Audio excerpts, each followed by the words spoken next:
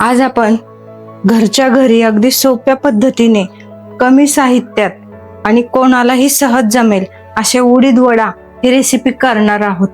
अगदी लहानांपासून मोठ्यांपर्यंत छोट्या मुलांना तर फार आवडतात. वडे असे कोरडे हातात घेऊन खातात. किती छान वाटतं ना. आणि एकदम कुरकुरीत आणि क्रिस्पी अशी आपण रेसिपी करणार आहोत उडीद वड्याची. तर चला आपण आता रेसिपीकडे वळूया.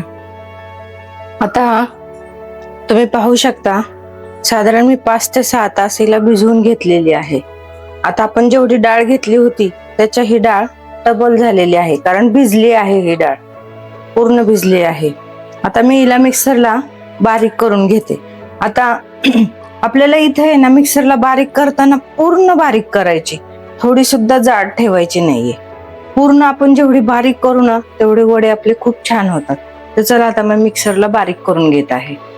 बारीक करण्यासाठी मी इथे डाळ मिक्सरच्या भांड्यात घेतलेली आहे आणि मी त्यात थोडंसंच पाणी घालणार आहे. आपण जास्त पाणी घालायचं नाही, आपल्याला कमी पाण्यातच बारीक करायचे, कारण जेवढं बारीक करू आणि जेवढं घट्ट पीठ असेल तेवढे वडे आपले छान होणार आहेत.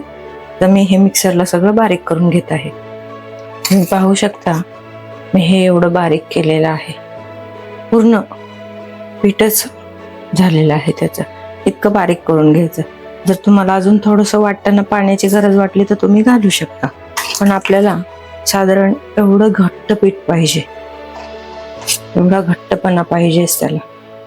या पद्धतीने मी आता सगळं पीठ बारीक करून घेते आणि तुम्हाला दाखवते.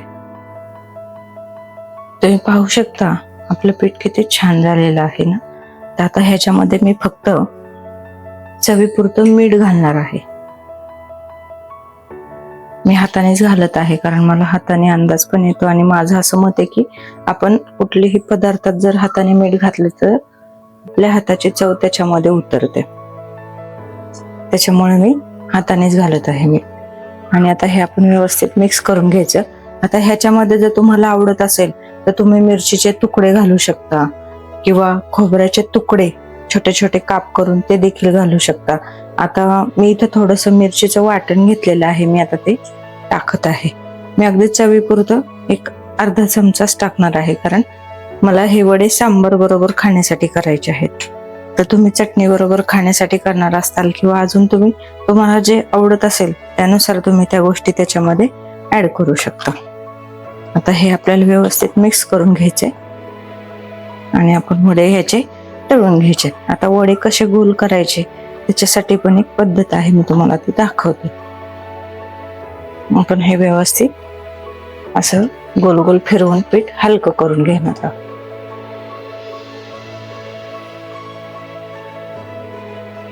पण पीठ आपल्याला असंच हवंय, खूप पातळ देखील नकोय, फक्त खूप बारीक करायचं.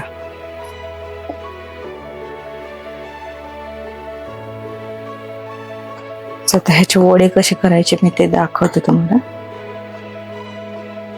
आता प्रत्येकाकडं असा झारा असतोच, प्रत्येकाच्या घरामध्ये असतो. तर आता आपण काय करायचं, ह्या झाऱ्याला आहे ना थोडासा तेलाचा हात लावून घ्यायचा आणि ह्याच्यावर हे पीठ चमच्याच्या साह्याने असं ठेवून घ्यायचं आहे.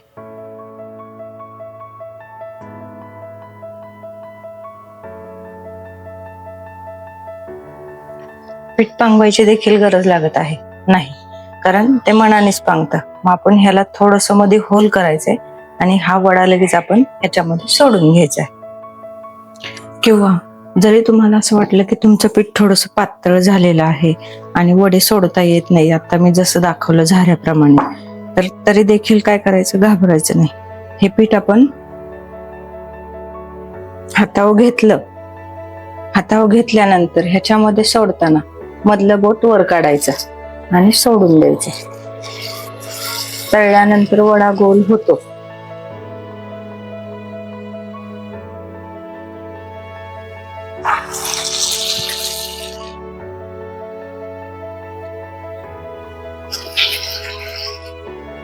उलट थापण्यापेक्षा या पद्धतीने तुम्हाला अजून सोपं वाटेल. जर पीठ पातळ झालं असेल तर, तुम्हाला प्रॉपर वड्याचा आकार द्यायचा असेल तर त्या पद्धतीने करा. आणि जर तुम्ही असे देखील करू शकता.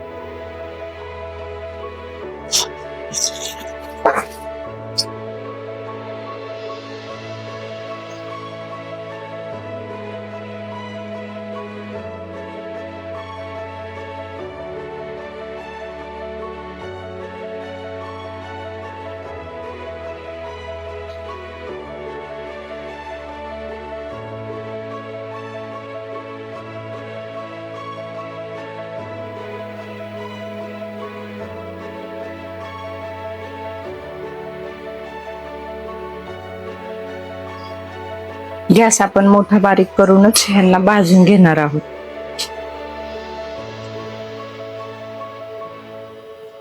तुम्हाला दिसत असेल मी डायरेक्ट सोडलेत वडे तरी अगदी व्यवस्थित झालेले आहे.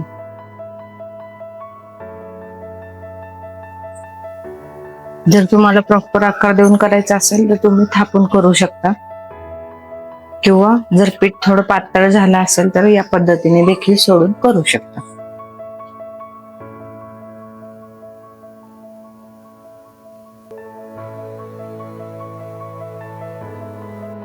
आता आपले वडे गोल्डन ब्राऊन झालेले आहेत. आता हे काढून घेते.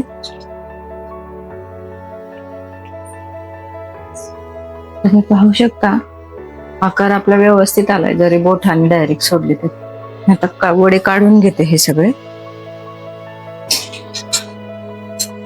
आणि पुढचे देखील मी याच पद्धतीने सोडत आहे.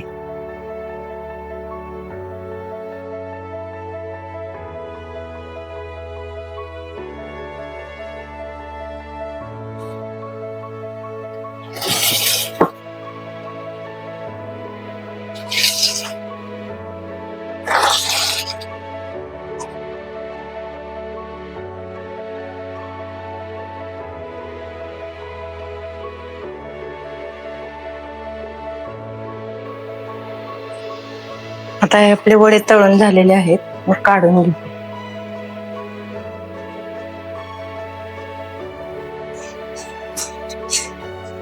आता मी एका प्लेटमध्ये तुम्हाला काढून दाखवत आहे कसे झालेत ते. तुम्ही पाहू शकता आपले वडा आणि सांबर तयार आहे. काय छान दिसत आहे ना. वडे पण बघू शकता आपण न थापता डायरेक्ट असे सोडलेले आहेत मधलं बोट वरती करून, तरी किती छान त्याला व्यवस्थित होल वगैरे व्यवस्थित आलेले आहे. थापून न करता देखील किती छान दिसत आहेत आणि एकदम कुरकुरीत देखील झालेत. आवाज तर तुम्हाला येतच असेल. तर कसा वाटला हा माझा व्हिडिओ, कशी वाटली ही माझी रेसिपी? आवडली असेल तर माझ्या व्हिडिओला नक्की लाईक करा, शेअर करा आणि सबस्क्राईब करा.